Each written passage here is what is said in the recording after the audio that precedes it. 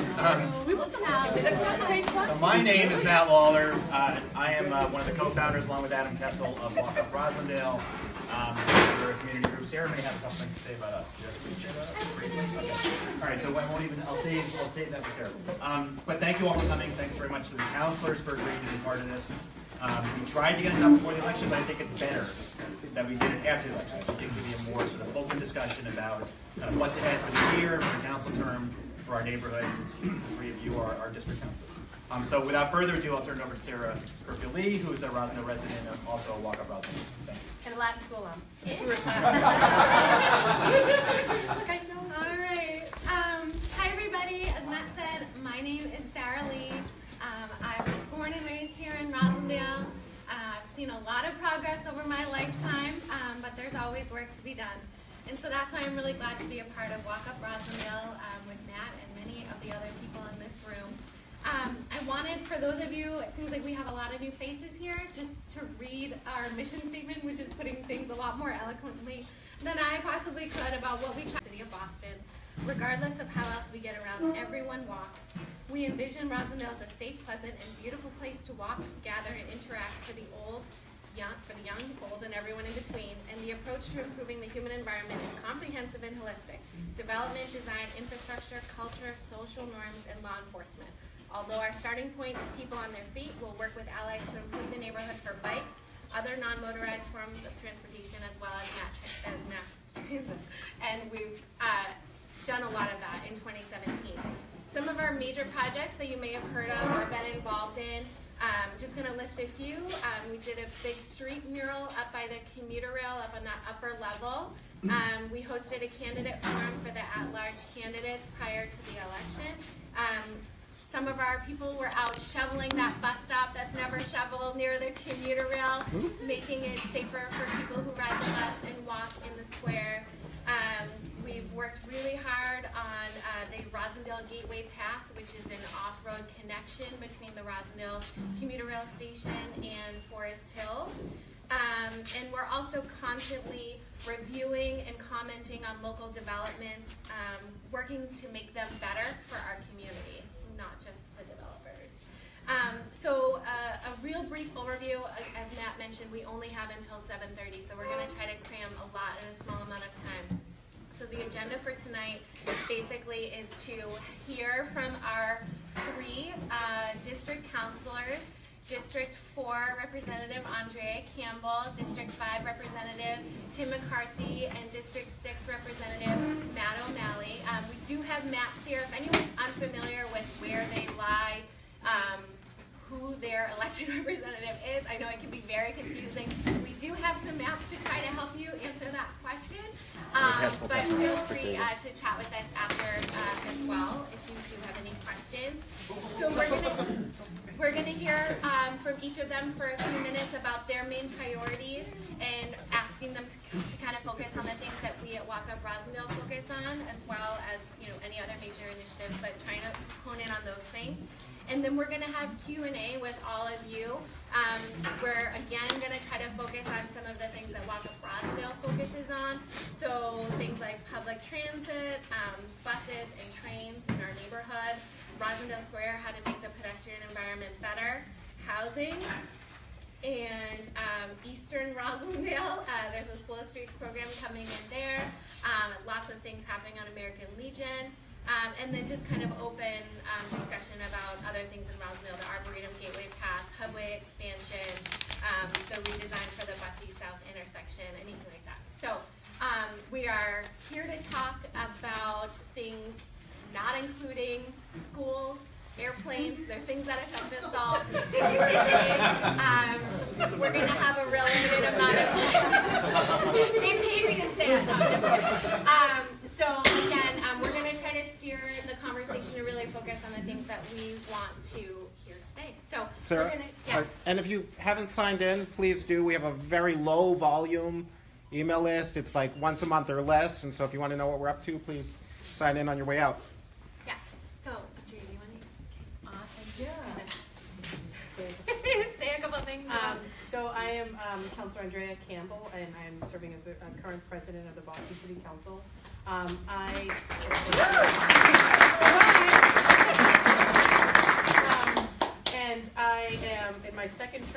So I represent 4 neighborhoods in the city of Boston.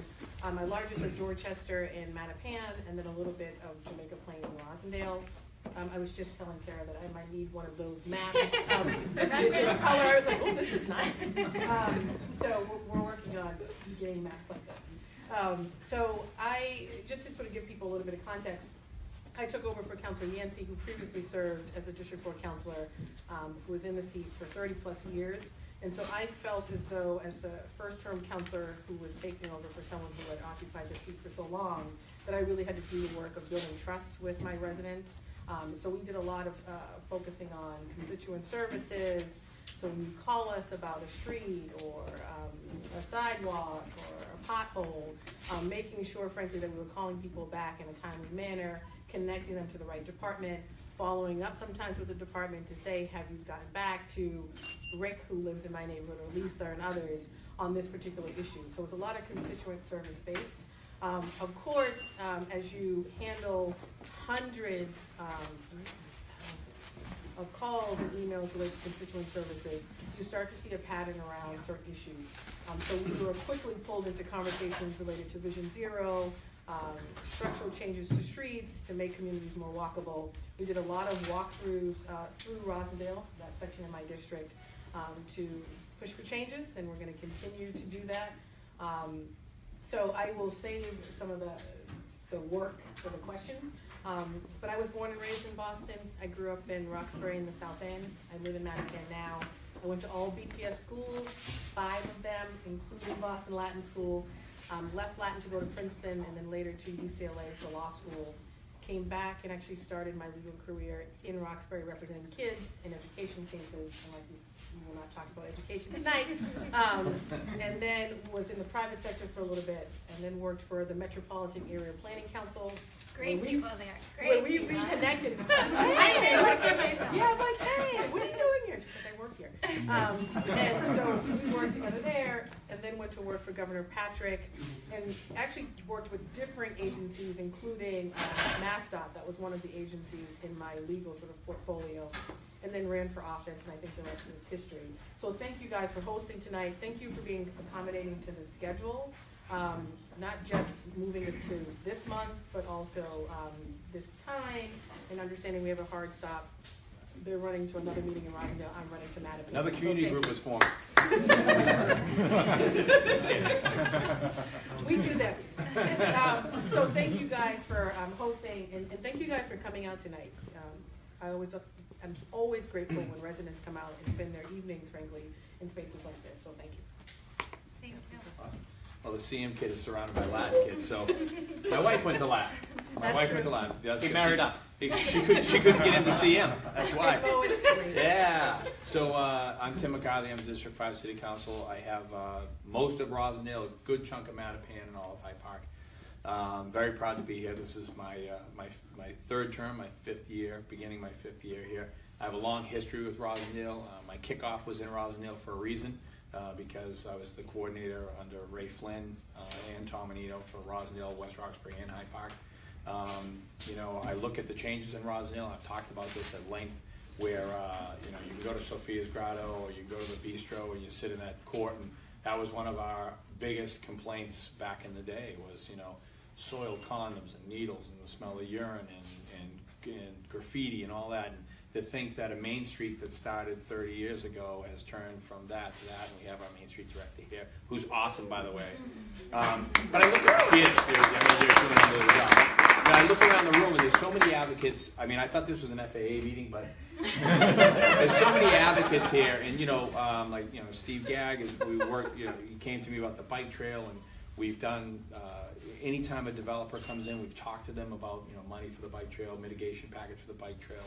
We have people who, you know, Laura's here about the library. We have people who are in the community centers. We have, you know, the former Lana president, you know, Rob Ortman's here, and you know, Laura Gang is all about the libraries. We have so many people. I'm going to miss somebody, you know, but sorry, you know, parks and all that stuff. So Adam Rogoff and parks, and we have so many good people here.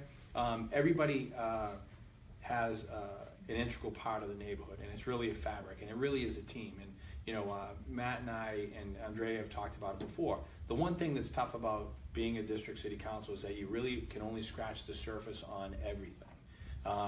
Would I like to dig so deep into the libraries? That would be great, but I really can't because I'm now the public safety chair, thanks to our president.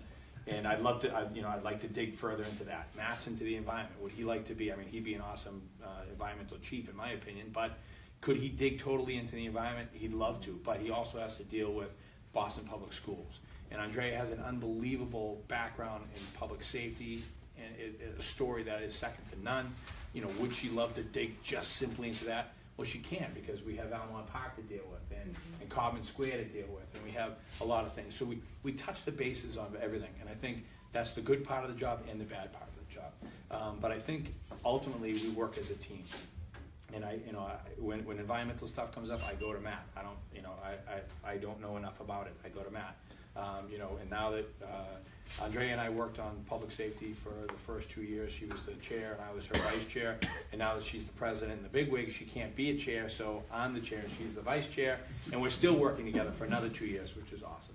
So there's a lot of things on the plate, and it was a pleasure this year working with the designated bike lane, the bus lane rather, how well that worked, the feedback we got. But we have a lot of punch lists of walkthroughs that we've done that have not been completed yet. That comes in the capital plan. There's a lot of things that need to be worked on. We talked about it a little bit. Sarah talked a little bit about the snow. Telling people there's 1,600 miles of sidewalk to take care of sometimes falls on frustrated ears, and we get that, but we try to do our best. So as we move forward, we really just continue, in my opinion, to move forward as a team, because nobody wants Roslindale to succeed more than you guys, because you're here. All your money's here, your families are here, all your cares and concerns are here. And I think that, my office, especially Lee, everybody knows Lee. Nobody loves Roslindale more than Lee. That is absolutely true. And I think we try to do our best to make sure that your concerns are addressed. So it's a pleasure to be here. It's a pleasure to continue to work, and I'm looking forward to a little back and forth. But I do apologize again, as Andrea did, for the shortcut of the meeting. We do have the Greater Belgrade Ave Neighborhood Association has their first meeting tonight, and there is an issue up there with Roxbury Prep possibly moving in to that area, and there's a lot of concern there. So Matt and I both feel that we really need to be there. The meeting starts at 7, but we really need to be there by 7:40 or so to make sure that we can hear their issues. So thank you for obliging. Matt? Thank you. Well, good evening, ladies and gentlemen. It's so great to be with all of you. My name is Matt O'Malley. This is my 8th year on the City Council. So despite my relative youth, I'm the old man of this panel. And I'm just really delighted to be with all of you. Councilor McCarthy represents the vast majority of Roslindale and does it with class, with character. He's been an effective City Council for the last 4 years and for many, many years to come. But I'm honored to represent part of it, as I know Councilor Campbell is as well. And I represent primarily Precinct 1, which is the precinct I was born in. 38 years ago, I came home to my family's triple-decker on Ardale Street. One of my first vivid memories was a house party they did for then-candidate Tom Menino, who was running for the District 5 City Council seat in 1983. I was 4 years old. Anything become fun? I don't know what happened to that guy. But, Roslindale, whether you're Roslindale by birth or by choice, it is a wonderful neighborhood, and my God, we have come a long way. The three of us, before we came here, we actually went to Sophia's Grotto, my favorite restaurant in the square, had a quick bite before we came over, and I was just struck by the fact that, I was a Globe delivery boy, and in 1990, it seemed like the only thing in Rossie Square was the Globe drop-off office, where I'd get all the guts for the circulars in the newspaper. That's like the wine store now, right? Yeah, exactly. Yeah, Actually, I think it's the bistro. It's one of those. Yeah, absolutely. Right on that street, there was nothing. Yeah, and then Sullivan's, of course, was there, and the Blue Star was there, because that's been there since the Pilgrims came over. And that was it. And now it couldn't be more different. And I'm looking around this room, and I know it's really because of the hard work of so many of you have made Roslindale such an incredible, vibrant, diverse, wonderful community, strong community. We have challenges, and we're going to get into them tonight a little bit. But it's an honor to be a Roslindale native, and it's really an honor to be with all of you tonight. I love my job. I get paid to serve the people in the neighborhoods that I know and love. My district is District 6. It's primarily the neighborhoods of West Roxbury, Jamaica Plain. As I said, Precinct 1 and part of Precinct 7 are in Roslindale, back of Mission Hill, and a little bit of Roxbury as well. I grew up on Ardale Street. When I was 10, my parents moved to Center Street, which was Roslindale, but then when they moved the post office in the early 2000s, they moved the boundary of West Roxbury. So it's Roslindale's Crimea or West Roxbury's Crimea. But to be safe, I say I grew up in the Parkway. That way I'm not juking the stats, so to speak. And we've seen some great advances happening in this city. It's a great time in Boston. Again, we have some challenges, and we're going to get into them, and some issues we're not even going to be able to scratch the surface of tonight. But at the end of the day, I think we are lucky enough to live in the greatest city in the world, and I consider myself incredibly honored and lucky to work with great individuals, and more importantly, work with folks like you and folks who are in meetings like this all across the city tonight to make sure that collectively the city can grow and succeed. I'm delighted to be with all of you tonight. Thank you. Thank you, everybody. So we're going to dive right into the Q&A, and because I'm here, I'm going to take the liberty of asking the first question. Many of us in the room were involved in slow streets applications last year. One part of Roslindale was successful in that, and I was wondering if any of you could talk about, I know there were plans to maybe have another round of slow streets planning, and maybe whoever takes the question could just give a minute overview of what the slow streets application was for anybody who isn't familiar with that. But is that happening in 2018? Will there be more communities that will have slow streets grants or opportunities? So I believe it's part of the budget that's coming. Okay. We haven't seen the budget yet, but when it comes, I'm pretty positive it's going to be in there. Okay. I think one of the things that people have to realize is, and this is going back to my public works days, changing the thought process of speed humps, from speed bumps to speed tables now. This is a big step. This administration has gone a long way to try to make sure that people slow down. One of the biggest issues that we have, and Lee will tell you, and I'm sure that Matt and Andrea will confirm, that our officers get a speeding on the side streets. It's a huge issue. There's several problems with the speeding on the side streets. One, you've got Waze and Garmin that are sending people on side streets that they never knew before, so they're unfamiliar with the streets. They go in like gangbusters because they think they can. They're trying to beat the light. They're trying to beat the next. Everybody's at this fast pace. So you have that. One of the biggest problems we have also is the fact that they're your neighbors, and that's the thing that people don't want to swallow. It's a tough pill to swallow. And I will give you a perfect example. I live on Chesterfield Street in Reedville, section of Hyde Park. People cut down Chesterfield Street now to beat the intersection at the Sprague Street Bridge. So they take a right over the Father Hart Bridge and a left onto Chesterfield Street. They gun it to Reedville Street, they tap the brakes at the stop sign, and then they go past my house going 45, 50. And then they come down to Vallara Road and they take the right to catch River Street to get into Four Corners into Dedham. We put a stop sign up on Vallara Road. And then we had our Tango officers sit there for a couple of weeks and pull people over. Most of the people that were being pulled over on that certain section were not from the city. They were being taken there by their ways. The side streets in Roslindale, which is a little tighter in, so Reedville is basically between Dedham and Milton, so you get a lot of Dedham and Milton people, Canton people. Roslindale is a little bit more center of the city. And we've done this several times where Officer O'Mara will set up a Tango car and pull people over, and they're all our neighbors. And that's the disappointing part. Sergeant O'Mara also does a neat thing where when neighbors are complaining about speed, the speed limit that we fought for got lowered to 25, which is still pretty quick. And the reason why I say this is this. Scotty O'Mara does everybody know CSO O'Mara, Sergeant O'Mara? Police officer, I just gave him a raise. Maybe he needs it. Police officer O'Mara. He generally runs the Tango car, which is the car that does traffic. He'll line people up on a street, and you stand in between two cars, and you wait, and he'll get into his cruiser, and he'll go down the street at 30 miles an hour. And a Crown Vic going 30 miles an hour, you feel like you're in the Indy 500 when he whips by you, and it's amazing. So when you hear these speeds of 40, 50, it's probably closer to 30, it just feels that bad. Some of the major cut-throughs in Roslindale, like Kittredge, Glendower, Poplar, huge issues. I mean, Glendower, I've got a whole bunch of friends on Glendower. I coached a whole bunch of kids on Glendower.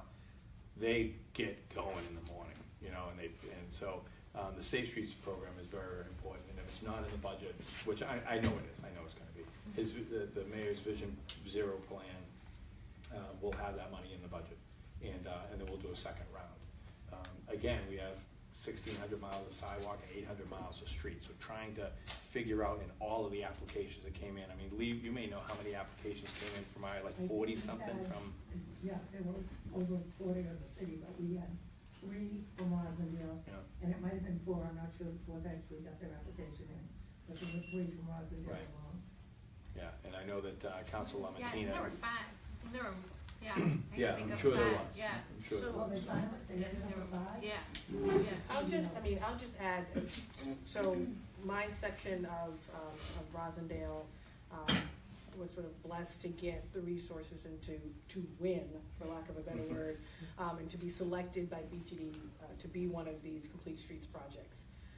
That being said, I think, one of the things that frustrates me is, frustrates many residents as well, is this is important for every single neighborhood.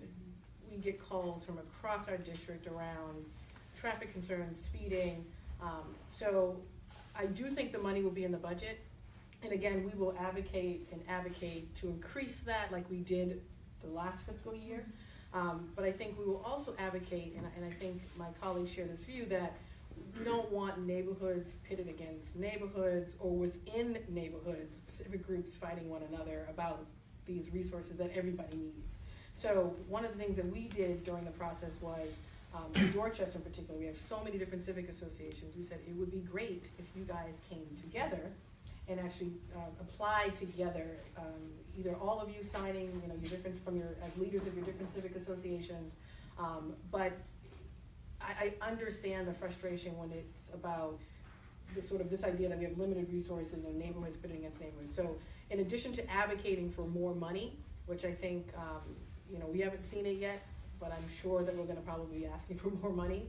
I think it's also important that we continue to have the conversation about doing it a little bit differently so that neighborhoods don't feel like they are fighting against one another for the things that they need. One of the things that did come up during a Vision Zero hearing with BTD was if they're going to use this application process to do the Complete Streets project, and for those neighborhoods that would not be selected but still submitted an application, still listed all their concerns and data to support those concerns, how could we go through those applications and set aside money for different structural changes and different solutions to address those problems? Maybe you didn't get selected, but at least you'd see something happen or change structurally in your neighborhood and on your street. It's not the solution I think we all want to see. We'd love to be able to say we're going to go out in every single street, everything is going to be changed overnight. That's just not going to happen.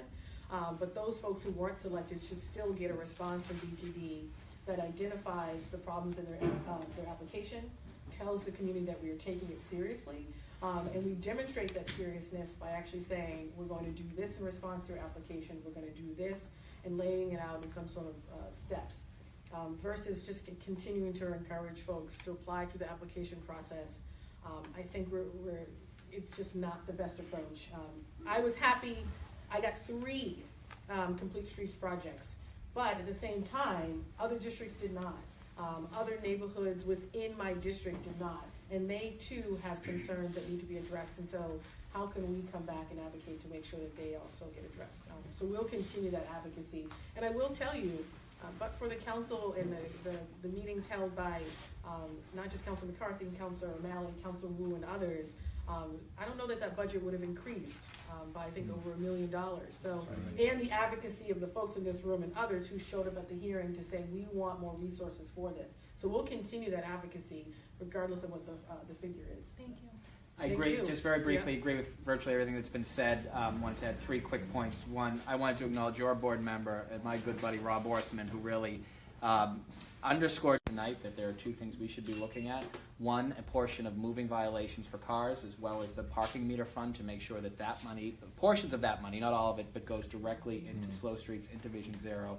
And then the third thing is we really need to be looking at new technology. A couple of years ago I did a hearing on, it came because, we didn't have don't block the box signs in Boston, and as a result of that and other things we do. But there's certain markers we can put on the road. A don't block the box sign works, but if you actually have something painted that looks nice, that's going to be a lot more effective. Similarly, we know why speed bumps and speed humps can be problematic for public safety vehicles, for plows. There are things that you can do in terms of speed slots, in terms of something that's narrower, in terms of something where it's a virtual speed bump where it looks like and it's going to cause a car to drive down. So these are things we need to be thinking about that can absolutely make it safer for pedestrians, for cyclists, and for fellow motorists, and not really break the bank. Great, thank you. So I know we have probably a lot of questions, so let's try to have responses be like, I don't know, 3 minutes for each question or something, just so we can try to get as many questions as possible. I saw a hand in the back. Yes? Hi. My husband and I have been traveling 2 years here in Roslindale. We live on Cliffmont Street, so we see that speed issue. We also see a serious garbage issue, which we might not get to in this meeting, but would like to address that at some point. I hadn't heard of this initiative on slow streets, but it sounds like it's a speed bump installation solution. Is there, and I don't have any idea what technology costs, but what about speed monitoring on streets and then instant ticketing of those cars that are? Yeah. It's still illegal, right? Yeah, it's still illegal. Yeah. What, it's illegal to monitor speeds? But you can have a Tango car with a radar. But you're talking about like a camera. Like if you go through a toll and they send you the ticket. Yeah. Yeah, I don't think that's. I'm not an expert on it. I don't think it's legal. I don't think you can do that anymore. I'm missing, are you talking, so what are you talking, like, there's the board that you can see your speed? Having a speed monitor. Say again? I'm talking about that, like having a speed Okay, monitor which is different than on the a board that you pole. can see. Right. When cars go by, Yeah. you know, you have the sign that says, slow down, you're going X miles per Oh, yeah. hour. And if you're in excess, you get a ticket in the mail. So, So the first step we have. Second Yeah, step, I exactly. don't quote me on it, papers. Don't quote, but I think it's illegal. I don't think we can do that yet. I don't think the ACLU is happy about having cameras all around. The But- only but- Washington DC does it. Yeah, because I got nabbed on it over the summer. so does LA. Yeah, On the highways? No, on this the was by the streets. street. yeah, Really? yeah. Yeah. I think it's But- by state. But I will tell you, so there's new conversations around that because the existing municipalities across the country that have this are finding it problematic to enforce. So for example, you drive through, you're going 45 in a 25, you get the ticket in the mail, you have to show up.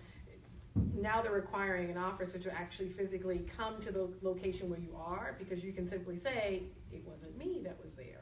And they can't prove it was you because they literally didn't have anyone there at the vehicle saying it was you. So residents are finding ways to get around that. So the question is, how can you have someone staffing or posted at that location, which then of course defeats the whole purpose of having it. So people are evaluating how you can do that because they're seeing residents be able to even get around those electronic enforcement mechanisms. But there are, the first part does exist in certain parts of Dorchester. I've seen them. Hilltop is a very busy street. Matt got There's them one installed there and on LaGrange, Buzzy. yeah, we got one, another one. And, I got some in High Park. and sometimes they can work. I mean, sometimes it's people, your neighbors, not knowing I'm doing 40, you think you're doing 20. So I've actually seen people look at that number and then slow down as they get to it. So that exists, and that's something that we can talk about. Or you can talk with your respective counselor about your particular area. Yeah, And welcome to Roslindale. What is the garbage issue though? Because that's an easy one. Can we speak to that for just a second? Yeah. There are two things on that street that I just. So you're right by the bridge? We're right next door to the Boston Housing Authority property. I know exactly where you are. So I have two questions. Yeah. One, I'd like to hear a little bit more about that apartment, because I know for a fact, we know for a fact that there are cheaters. I mean, not bad cheaters. It's not the people that should be in that building. Okay. When you've got Lincoln Navigators and Mercedes I with think we're getting a flaming little wheels off track. parked out front. Yeah. Well, let's go with the garbage. I'll talk to you later about that, but what's the The garbage second issue? thing is the garbage issue. We're right across the street from the right-of-way, the rail. Right, oh, I know where you are, yeah. So the street abuts a green space that abuts the fence. Right. We've had numerous conversations, and the feedback we get is, well, that's an Amtrak issue. Yeah, We it can't is, but put that doesn't, garbage cans there because it's not our property. We can't clean it because we can't trim the bushes because it's not our property. It is a non-stop garbage dump. Yeah. on that Do street. what we'll We do clean is up every day. give Lee your phone number, or give us a call, and I'll call Sheriff Tompkins and see if he can get his cleanup crew down there, and we can go and we'll probably wait to the spring, and then clear out the vegetation that's on the fence, and then pull everything out. But I'll talk to Sheriff Tompkins about that. They do a nice job. But it is Amtrak, and I don't know how many miles of track they have, so getting them to respond can be difficult. But that doesn't mean that your quality of life should go down. We should find a way to get it done. Just as a tag on to the garbage, we've been told that the street cleaners are Thursdays. In 2 years, there's never been a street cleaner on that. Are you posted? Are we When do you get your trash picked up? on Thursdays? Then it should be Friday morning. Okay, well, there's never been a street cleaner on that street. We had a water main break in the fall. I finally took a broom to get the residue of that water main break 2 weeks ago. So like 7, 8 years ago, I worked really hard on changing all of the scheduling for the street sweepers, because we used to have people who had trash days on Tuesday and we would clean the streets on Monday, which makes no sense at all. So we literally had to rewrite all of the contracts to flip everybody over. So now generally, if your trash is picked up on Tuesday like mine, Wednesday morning, the street sweeper will go by. Now, if you're posted, that means you can't park there, which is not the case. No. But you'll see the street sweeper going in and out and getting up as much as they can. So. Never seen this. There's a question Okay. in the back from the gentleman. Yes, good evening. My name's David Vieira. I'm from Hyde Park. As a point of information, I was at an MBTA access meeting today, and we were talking about a bill in committee in the legislature to allow for pictures to be used to ticket people. But that's not why I'm standing. My issue is about crosswalks in the city. I know this isn't the time to repaint crosswalks, but this is a recurring problem. The crosswalks are washing out, and someone like me with a low vision issue needs a good crosswalk, as do people in walkers and strollers. I talked to the traffic department, and they told me that it's handled neighborhood by neighborhood. So the question is, if I live in a neighborhood that they're not going to get to for a couple or 3 or 4 neighborhoods, what do I do when I have a crosswalk issue?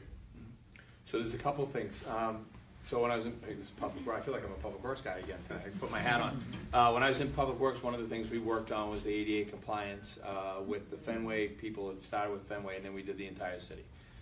The contract that's out there now for handicap and pedestrian ramps was a 7-year commitment from the city right before I became city councilor to do all of the accessibility ramps throughout the entire city. You see the truncated domes that are put in on every handicap ramp, the truncated domes with the bubbles. Those are for people with low vision or blind, that they can feel that they're starting to enter the pedestrian ramp. We target people who have issues, like Dave is low vision. If there's specific crosswalks, Dave, that we can help you with, we have contractors that can skip around. So we They can. didn't tell me that. Well, you probably talked to somebody who just started yesterday. But if let's say you go from the Hyde Park Library down Harvard Ave, you cross by the old Salon Capri, and that is washed out, and we have really mapped out people's ways to work and ways to we've accommodated people like that because that's important.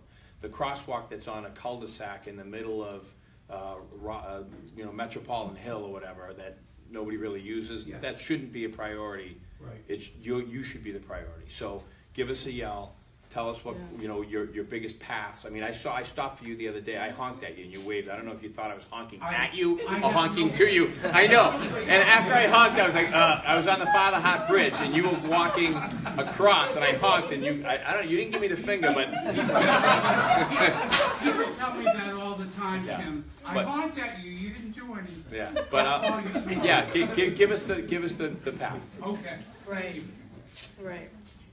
I have one other just quick question.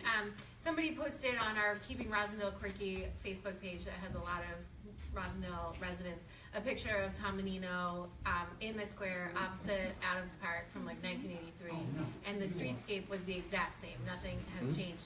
Are there any plans to redo any parts of Roslindale Square to improve the pedestrian realm? Yes.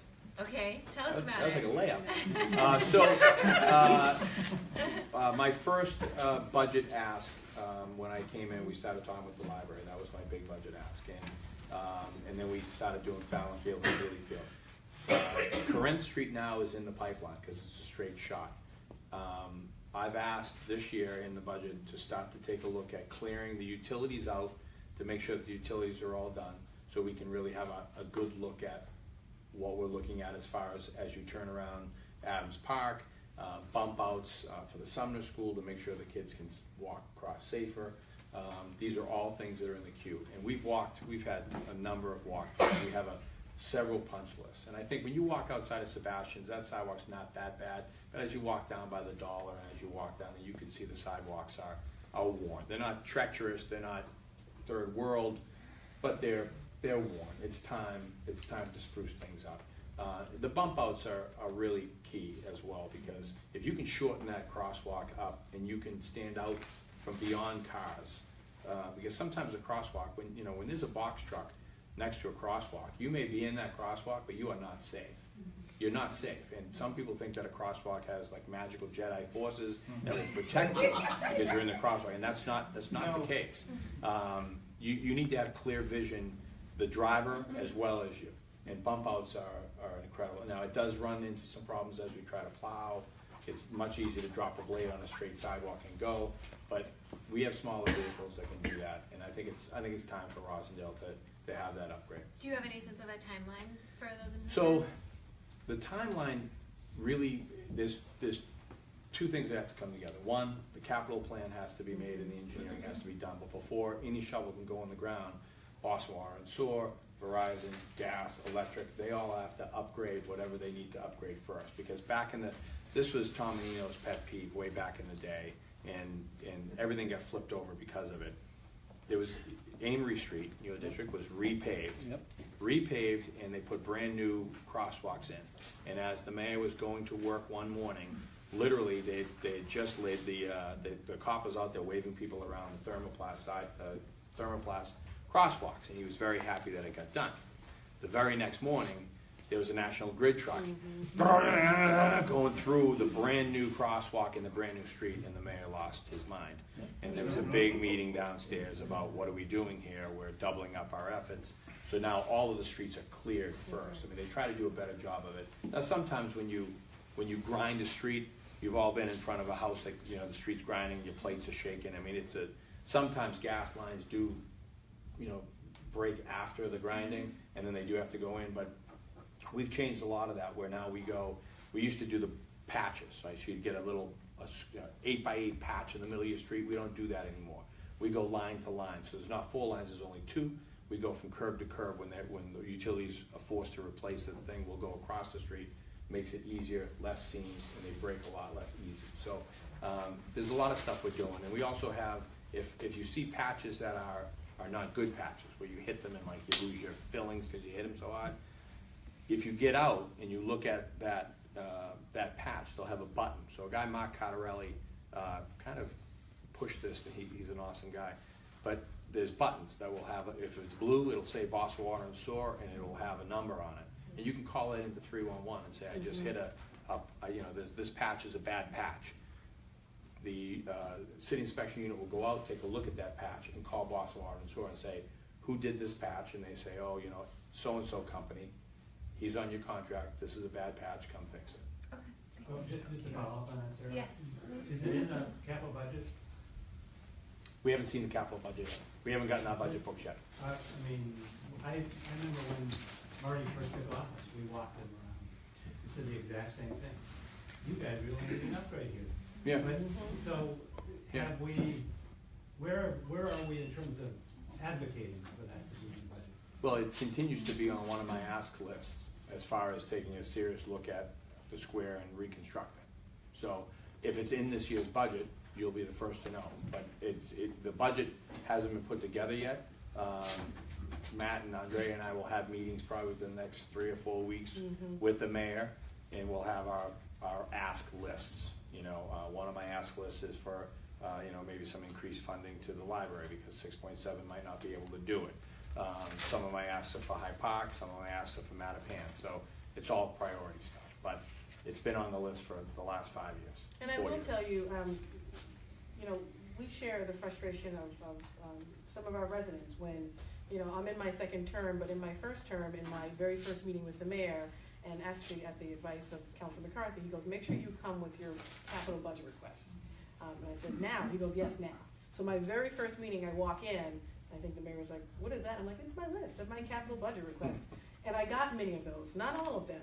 So we advocate to get them in the budget, and then of course the next step is advocating for them to get done, you know, not 10 years out, not 15 years out. And that's hard. I think that's where we can use advocacy and residents, and not just residents who attend the meetings, but frankly your neighbors who may not want to come to a meeting, but you can say, if you showed up on this day, or if you wrote a letter to the mayor with this particular request and saying, I support Councilor McCarthy's capital budget request for this, that goes a long way too. So we're thinking creatively about how do we mobilize and engage more of our residents to help us advocate, to push the mayor to frankly make certain things a priority as he's looking at all the capital budget requests that are coming from every councilor.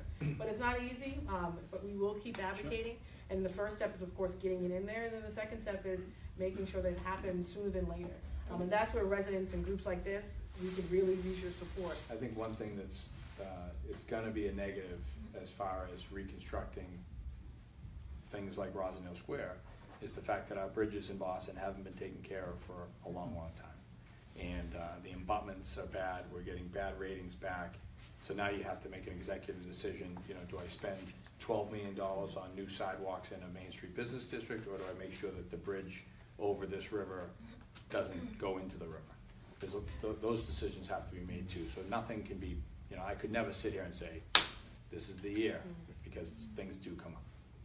So we have about 12 more minutes, and I'm going to try to fit 3 or 4 more questions, so let's do rapid fire as quick as possible. We have a question right over here, yes. So my question goes back to traffic.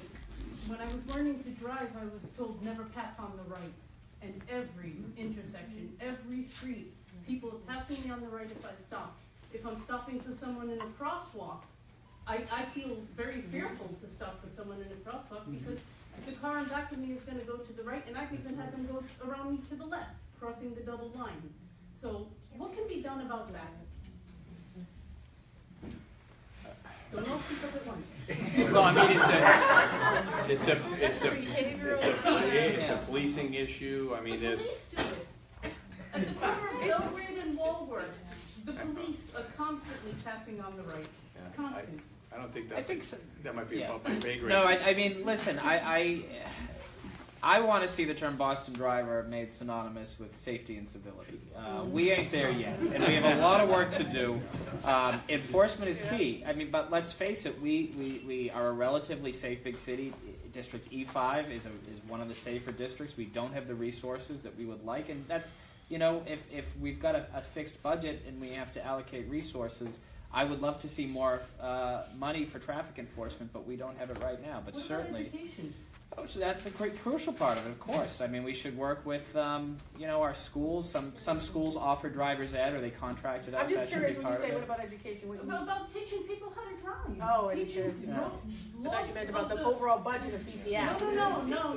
Laws of the road. Oh, okay. Yes. How you doing? Oh, good. Thanks for coming to our neighborhood a couple of years ago. And on Front Street, the condos on Bureau Avenue. Why are there so many private ways in Roslindale? And Private ways. And what do we do? I mean, we live on a bumpy little road that's a private way. Yep. And the current law says that all the abutters have to pitch in to get that done, and then the city will take it over. Not going to happen. What can we do? This is a good question. There are a lot of private ways throughout. So back whenever those were built, the city did not make them. They decided to save money at some point in time. So let's say You build a cul-de-sac, you're building 8 houses. Whatever mayor was the mayor back in the day didn't insist that that developer make a public improvement commission verified street. So you don't have the water and sewer, you don't have the sidewalks, you don't have the handicap ramps, you don't have the street lights. They saved money, and you bought the house on that street. So now what you're asking the city to do is repave your driveway, in essence, because you own to the middle of the street. So now, if you own a street on a public way, you own to your property line, and you're required to maintain your sidewalk as far as snow and ice and stuff like that. That's it. So, you know, the Public Works Department does a nice job of betterment fees. They stretch them out over 10 years, 20 years, I don't know how many years they can do it. But you have to have everybody on the street do it. We will always maintain that your street is safe. So if you get like potholes, like, you know, like bomb shelter potholes, we'll come in and fix them. You know, we won't grade it and put, you know, crushed stone and do it that way, but we'll put pothole patch in there and fix it up the best we can, just to make sure that an ambulance or a fire truck or a plow can get down. We do plow your street, we pick up your trash, but we don't own that land.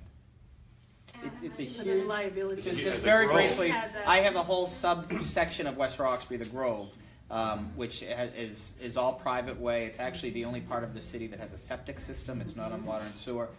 This is a huge issue. What I would like to see, and I haven't really fleshed this out yet, but see some incentive from the city, be it some portion of a property tax abatement to residents of these private ways who are hoping to go, because there is unfortunately going to have to be some money from the residents to do that. I think you'd probably be okay with that. Your neighbors, it's a lot of money up front. Some people, it's just financially impossible to do so. So some incentive from the city, because at the end of the good news is we're not doing private ways anymore. The developer comes in, he or she is going to make sure it's a city road. The bad news is we've got, you know, if not hundreds, thousands of streets around the city that are afflicting from this, and it's a concern. Adam. Yeah, so I just want to ask you to reflect quickly on something about the functioning of city government, because a lot of the issues that are discussed today, if you go to Cambridge and Somerville, cities that were, I would say, comparable in terms of the public works and infrastructure maybe 2 decades ago or 15 years ago to Boston, have really leaped forward in ways that, you know, we're not. And if I called 311, I get a response pretty quickly, but I was just hearing all of you talk about needing to advocate for limited resources. I've heard you talking about getting money in a budget, but somehow it's not happening. So I'm sort of curious, is even when things actually are slated to happen, as a neighborhood, we've been very frustrated that there are things that have gotten delayed 6 months that are just, I don't know where it's getting bound up. So I'm wondering if you could reflect quickly on what is it that those cities are doing that we're not? Well, I can't speak to them. I mean, I can speak to us. You know, I don't want to be Cambridge or Somerville, to be honest with you. I like Boston just the way it is. But we also have different strains on us as the economic engine, 57,000 kids who go to our schools, $1 billion plus budget for Boston Public Schools. There's a lot more strains. But the frustration that you allude to is frustrating me. You know, we've got a lot of stuff done instantaneously here in Roslindale. Year 1, 6.7 for the library. That's being, you know, that's in the pipeline. We redid Fallon Field for a total of almost $800,000 in 6 months. We redid Healy Field in just about 6 months. We got an irrigation system for Adams Park in about 3 months. The street infrastructure is something. The streets have been there for a couple hundred years.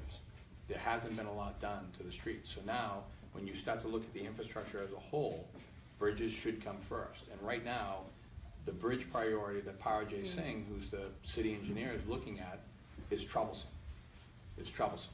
There's bridges that are now getting to the point where not quite dangerous, but getting there. And there's going to be some money shifted around. It's a lot like the Boston Public Schools. Right. We haven't sunk a lot of money into the Boston Public Schools, the buildings themselves.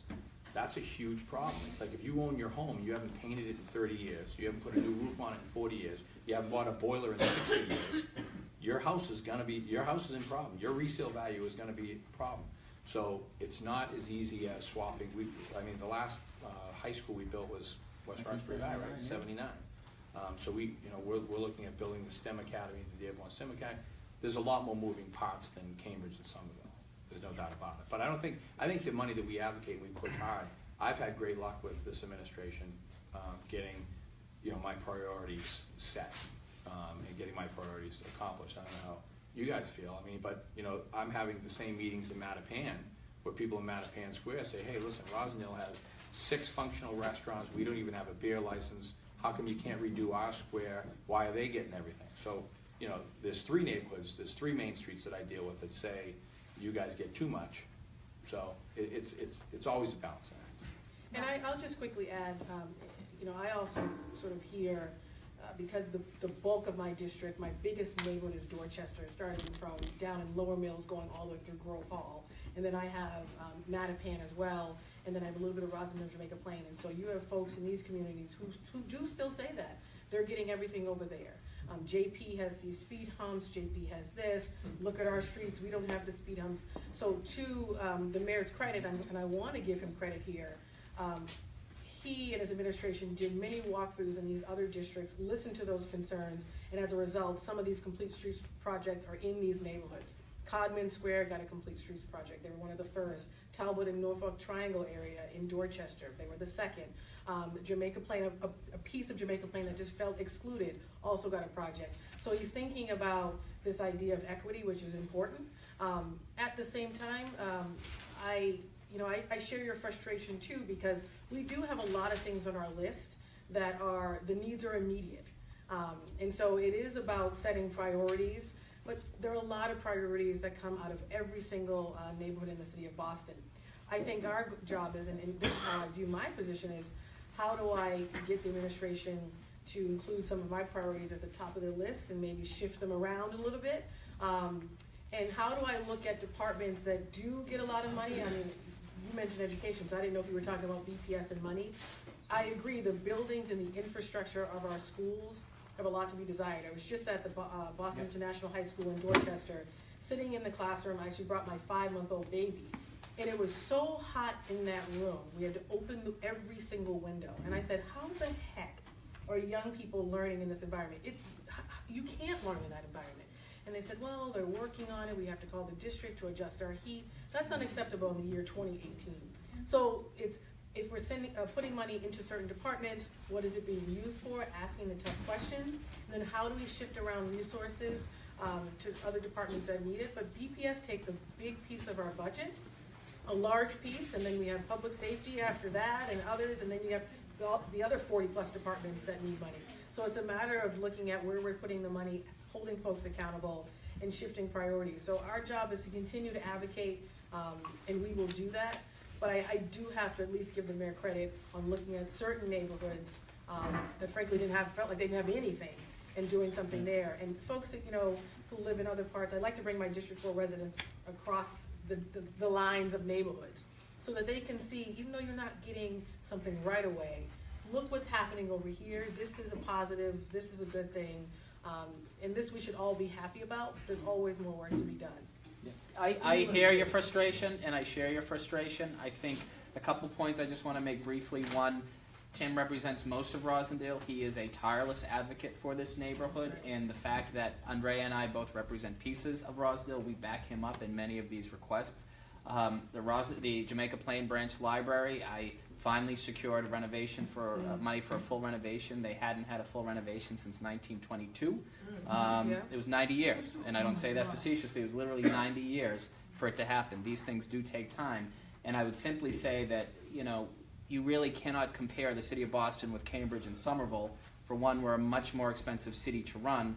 Secondly, we don't have as wealthy a tax base. Thirdly, we have much higher expenses. And the fact of the matter is that, and with all due respect to our colleagues in state government, state aid has been decimated for the last 10 years. Property taxes are relatively low in Boston. Very few people like paying taxes, but it's a relatively low tax base. They have gone up, and property values have certainly gone up. But our state aid money is been cut, significantly. So that's what we're trying to deal with.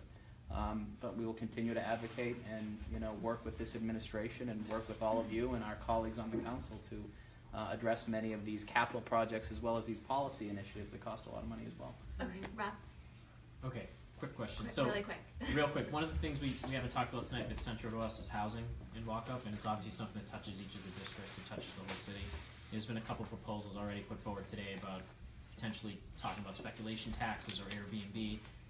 Very briefly, each of you can mention maybe one or two things maybe you think the council or city could do this year to tackle the competing issues of there literally aren't enough houses or apartments or condos, and then the people that have them are seeing their rents go up. So I just want to just talk quickly, each one of you potentially. I'll just very briefly, I was proud to have supported Just Cause Eviction, which this body passed in the last calendar year.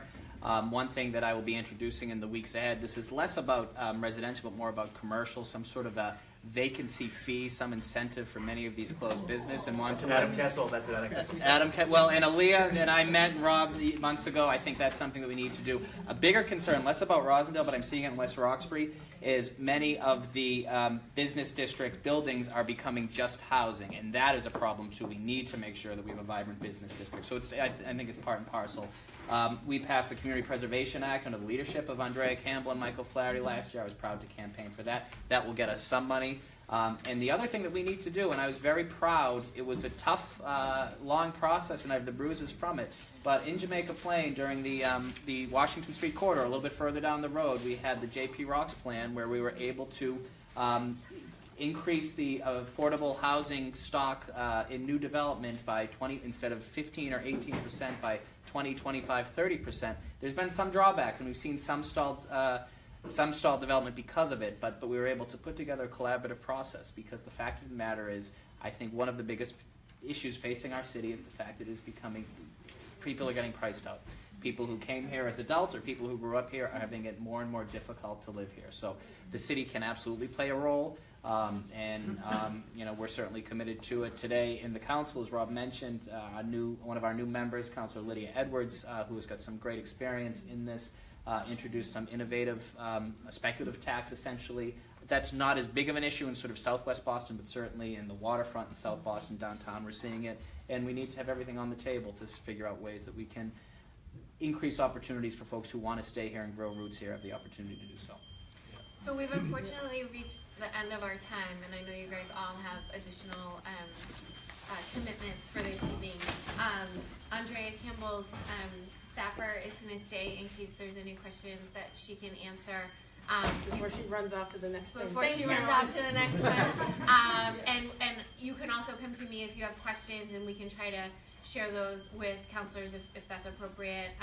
And I apologize for the other people with your questions, but I know you guys, your jobs never end. So so we're so thankful for your time. Did you want to say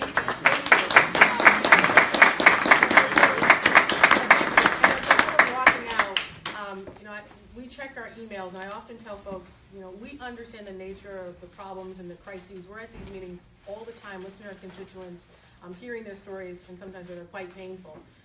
What is helpful is concrete ideas and initiatives. So the CPA and other things, these are just cause eviction. These are ideas that came from residents. People who said this municipality in the Commonwealth is doing this. This city is doing this. So if you could send those ideas and thoughts to us, I look at those. We then have conversations. You know, obviously Councilor Edwards is dealing with the housing issue. But we bring these ideas, we have conversations, and then we hold hearings and talk about whether or not we can do it. The plastic bag ban, there are things and thoughts and ideas that are out there that are with you. Send those to us, concrete things that we could be thinking about actually doing to address the issues and solutions. So we review that, and that's important as well. So even though we're leaving right now, please email us and call our offices as well. And thank you guys again for hosting, and thank you guys for being here. There's stuff you want to show us too. Like, you know, I've told 1,000 people in this room, you know, if I'm behind my desk for 40 hours in a week, I haven't done my job that week. You know, I love taking the walks with Aaliyah and you know, in the neighborhood. And so if you have something on your street that you want me to take a look at, I can be there. One of my staffers will be there. We enjoy getting out of City Hall. It's not the glorious building that it looks like from the outside. I prefer to be in my district. We would love to be outside, and I have a High Park office now, so we do have staffers there at times, and you know, we'd like to get out in the neighborhood. I'd rather be out in the neighborhood than be behind the desk. And I do office hours at Harry's All-American, corner of Noel and Center Street. Come by, coffee's on me. Just thank you. Well, maybe we'll go to Kelleher's if it's an evening. Thank you. Thanks. Hopefully we can do this all again. Thank you. Thanks. want to give this to you? Okay. All right, you don't want it.